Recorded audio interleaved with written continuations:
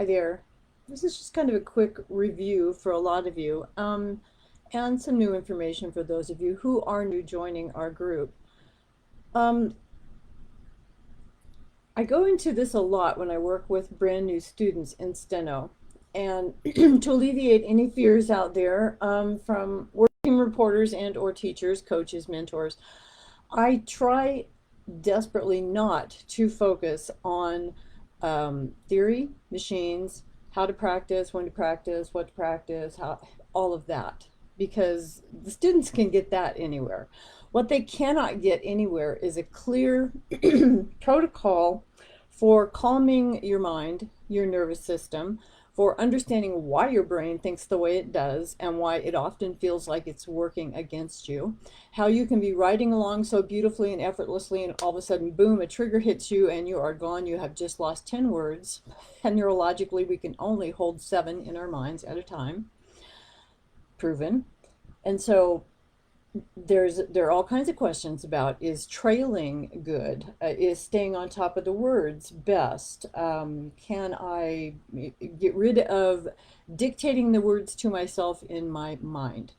Um, I'm of the philosophy that if it works, do it more. And if it doesn't work for you now, put it aside. I always joke that when I'm looking at, no names here, when I'm looking at somebody's theory and I see a brief and I say, wow, that makes sense. I like that. I think I could do that. I could incorporate that. That goes into my work on it now pile. I'll look at some other briefs and I'll think, well, they kind of make sense, but that's kind of a stretch, and maybe someday. And they go into the someday pile. And then there's that big pile over there that is, I'm sorry, I wish I could write short, write faster, but that's probably not ever going to happen. And to be okay with that. Now, those piles may shift and change over time. Give yourself the luxury and the flexibility for that. But in the meantime, know that your brain learns by repetition, which is why we practice. Sometimes when I was going through school, I was like, I don't get it. I know if I practice, I'll get better. But what you're actually doing, get this, guys, you're exposing your brain and your hearing to combinations of words and phrases over and over again. And I thought, well, how can you've got to deliberately have some practice material to deliberately review certain phrases and combinations of words. Otherwise, it's kind of hit and miss. Am I ever going to hear that combination again? Oh, yeah, probably in the next 20 years of reporting.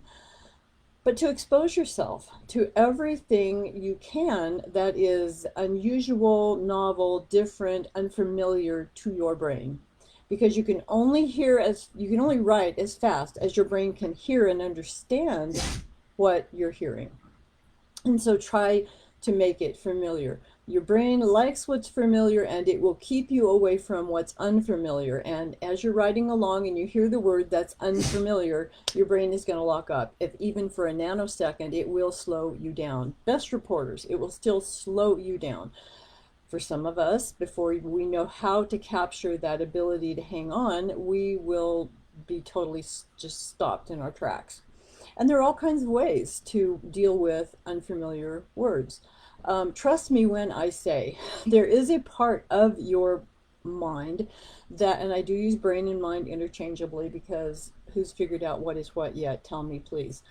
But you will remember much more of the words that you dropped than you think you will. Perfect example is, I swear to you, back in 1978 when I took the California CSR for the first time, I'm writing along and all of a sudden I hear my brain saying, oh my God, you're getting it. And, to which I go, shh, stop it. Because now instead of a 4 voice, I have a 5 voice going on in my head. Try not to answer the voice with words like stop it, go away, leave me alone, I'm taking a test, because now you have 6 voices in the room. Come up with a nonverbal cue or some practice method of dropping that chatter away from you while you're reporting. So I'm writing along. Oh my God, you're getting it. And the next thing I hear is, you dropped something. That was the wrong ending. You messed that up. You might as well quit. You've already failed. So first of all, that thing can't add, because in what world is, dropped one, wrote it wrong, you got that, dropped a wrong ending.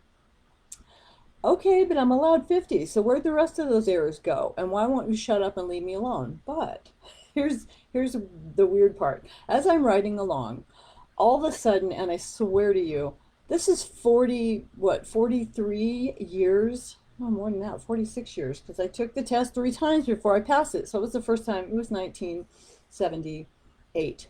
And I'm writing along, and all of a sudden the speaker said, and the squirrel ran across the parking lot into the bunker. I have remembered that sentence for, these past 4 decades. And my hands froze, and my brain said, "You've been in school for 4 years and you've never, ever written the word squirrel?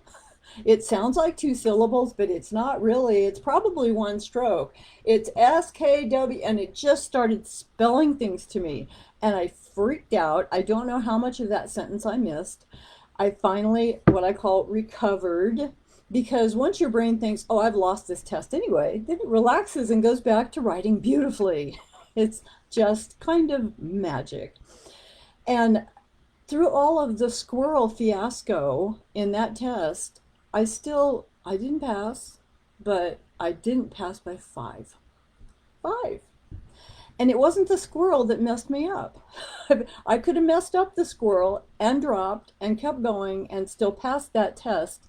I had 7 errors that were this and that. Yeah. And I share that with you because when you're transcribing, and transcribing is magic, it will clean up your notes. It will make you better at reading through your own garbage. And trust me, I don't care how many people tell you you've got to practice until you write perfectly. There is no perfect. You want to be able to write through your own stuff, to read through your own stuff, because as somebody brilliantly explained to me, and it was a neurosurgeon, if you asked, we sat there having coffee and I was trying to explain to him how the tests work, if you're working at 100 words a minute, trying to pass 100 words a minute, and you're practicing at 120 or 140, your 120 and 140 is going to be fraught with slop, with imperfect strokes, with what some people call garbage. And he said to me, but that's the same garbage that your brain will come up with, and everybody's brain does it differently. When you're at 200, practicing at 225 and 240 and 260, and your notes fall apart and they shatter and they become garbage. He says it is basically the same garbage. Your brain will still be attempting to write the same strokes and missing them the same way, no matter what speed you're writing at. And so if we're out in the field and we're certified at 225, and we come across an attorney who's having a conniption fit in his brain or hers and cannot keep it under 250, you're going to be hanging on for dear life, and a lot of your notes are not going to be perfect. And that's okay. As long as you've practiced reading through your garbage and you hang on for dear life, you get something for everything, and stop when you need to, but you will be okay. And that all of the practice that you've done in all of your lifetime, including every job you've ever taken out in the field working reporters, that's still downloading new combinations of words, which is why over a period of time, our writing gets better, our translation gets better, we get calmer and we relax, because we have now more of the words downloaded in various combinations to fall back on. Our brain relaxes about it because it knows that stuff is in there.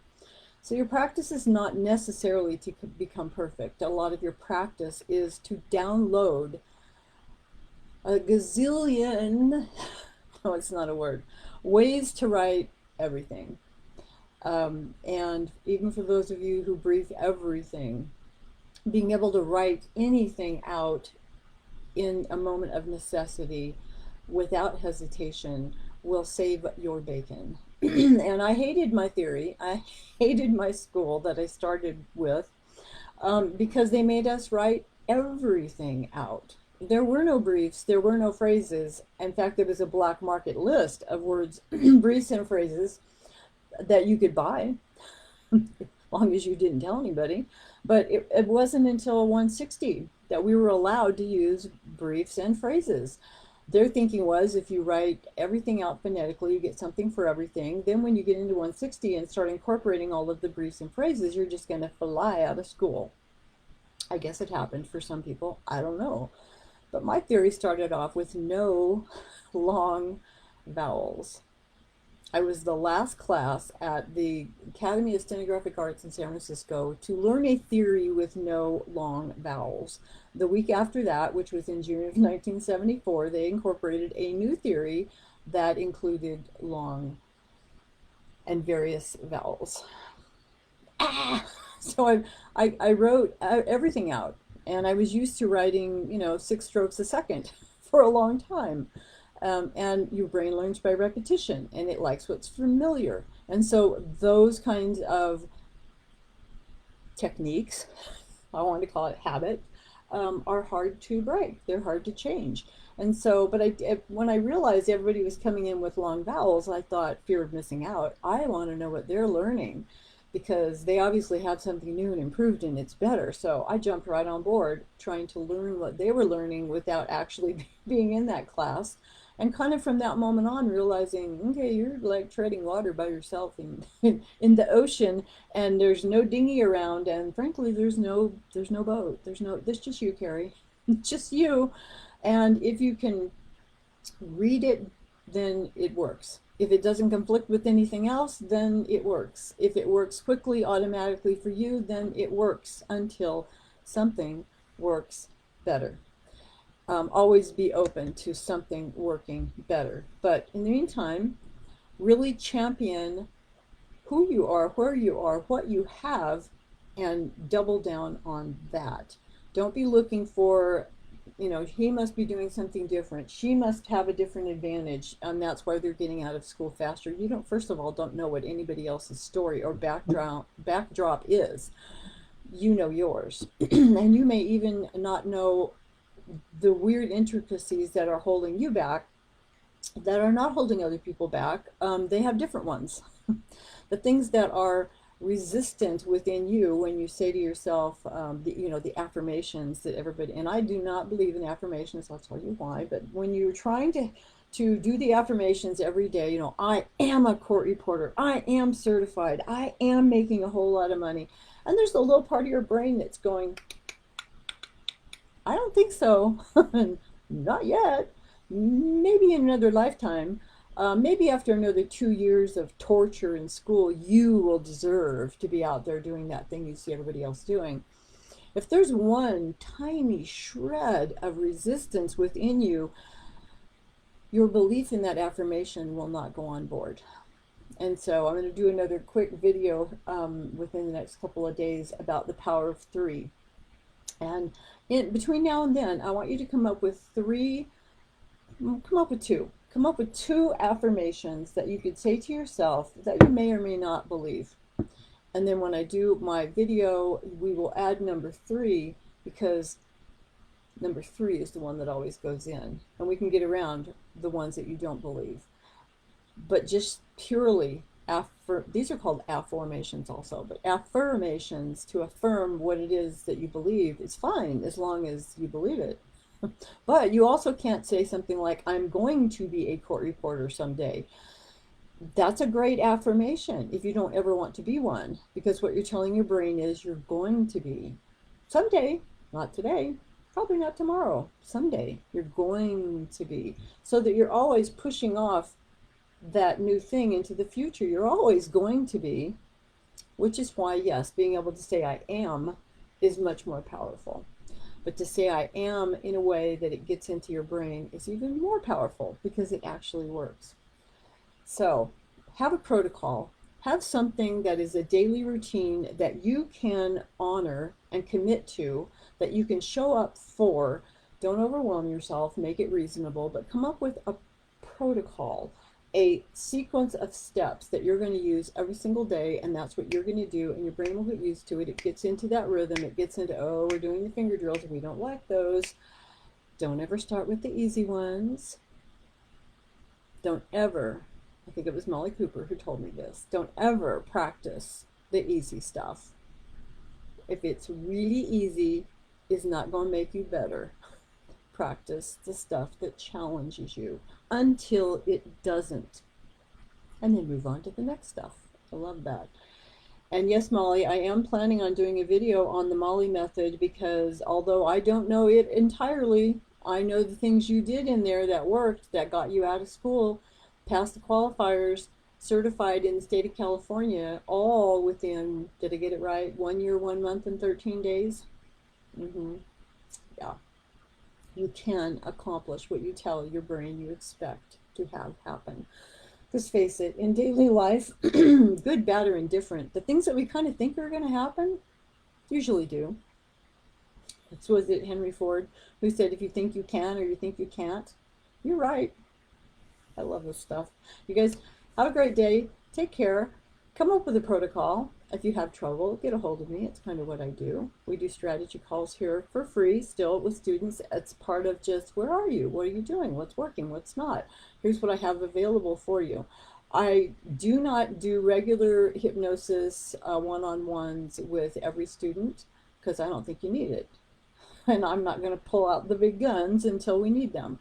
But there's all kinds of other things you can do on a conscious level, on a self-hypnosis level. There are lots of recordings that I offer to you guys because they're just freaking helpful. They will relax your mind into a place where you're able to accept new neural pathway ways of thought, that it is possible, and I can do it, and I am doing it, and I see where I'm going, which for right now, trust me, stop thinking about the next speed, the next test as being your next goal. That's way too little. We want your goal to be, I'm out, I have whatever certification I need to work in what geographic area I'm in, I'm making money. I'm doing the thing that got me excited about doing the thing that told me I had to go to school to be able to do the thing. From here to all the way out there, not these little steps in the middle. If you focus on out there is where I'm going, you will, and show up and do the work, you will sequentially do the things you have to do in the time when it's right for you, meaning, do you have the skills? Do you have the automatic reflexes? Do you have the speed? Do you have the accuracy? Do you have the belief in yourself that it's okay to pass the test and it's okay to go to the next step? Those are all the things that we work on here. They're the things that I discovered, that I love, that I wish, oh my God, if I had known that when I was going to school, I would have been one of those people out in 24 to 36 months and working. Instead of June of 1974 to November of 1979 before I did a working, paying job as a reporter, certified in the state of California. Doesn't have to take that long. Love you guys. Have a great day, and I will, like it or not, talk to you later.